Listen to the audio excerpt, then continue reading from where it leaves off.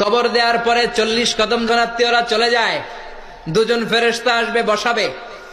এই ঘটনাটা আমারও ঘটবে, আপনারও ঘটবে, বিশ্বাস হয়? প্রস্তুত আছেন তো? বসিয়ে দেয়া হবে। মুমিন বান্দাকে প্রথম প্রশ্ন করবে, আমার রব্বুক, তোর রবের নাম কি? মুমিন বান্দা বলিষ্ঠ কণ্ঠে বলে দিবে, আল্লাহ আমারে রব, এই রবই আমার সব। পড়ে, আল্লাহ আমারে রব, এই রবই আমার সব। পড়ে না আমিন? আমরা যেন আল্লাহ বলিষ্ঠ কণ্ঠে বলতে পারি, আল্লাহ আমার রব, তুমি কবুল করো। পড়ে না আমিন? প্রথম প্রশ্ন খালাস। দ্বিতীয় প্রশ্ন, আমা দীনুক, তোর দিনের নাম কি, ধর্মের নাম কি? চিৎকার দিয়ে আমরা বলবো, আমাদের ধর্মের নাম। তৃতীয় প্রশ্ন করা হবে, মান হাযার রাজুল, দেখো তো এই লোকটারে চিনো কিনা, এই লোকটারে চিনা চিনা লাগে কিনা। আমরা বলবো, চিনি মানি, এই লোকের জন্য আমরা দুনিয়াতে সব করতে রাজি ছিলাম। এই লোকের জন্য আমরা দেহের প্রাণ ঢালা উচ্ছ্বাস ছিল আমাদের হৃদয়ে। আমাদের দেহের রক্তটুকু বিলিয়ে দিতে আমরা পৃথিবীর বুকে কুণ্ঠাবোধ করি নাই। চিল্লায় বলেন ঠিক কিনা?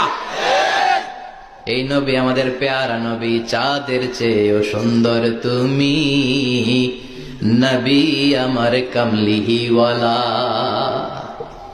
চাঁদের চেয়ে সুন্দর তুমি, নবী আমার কামলিওয়ালা। দু জাহানের বাদশাহ তুমি, প্যারা নবী সাল্লে আলা। দু জাহানের বাদশাহ তুমি, প্যারা নবী সাল্লে আলা। চাঁদের চেয়ে সুন্দর তুমি, নবী আমার কামলিওয়ালা। পড়েন আল্লাহু আকবার। আমরা বলবো, এটা আমাদের কামলিওয়ালা নবী। এই নবীর অনুসরণ আমরা করেছি, এই নবীর কথা আমরা দুনিয়ায় মেনেছি।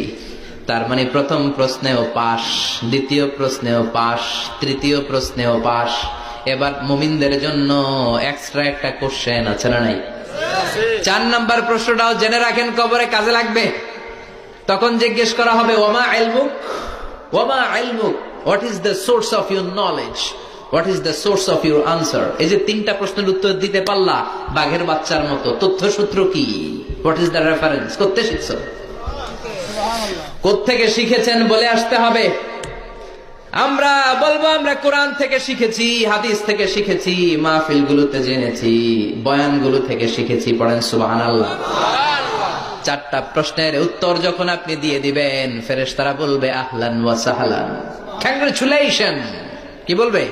আহলান ওয়া সাহলান মানে কংগ্রাচুলেশন, খুশ আমদেদ।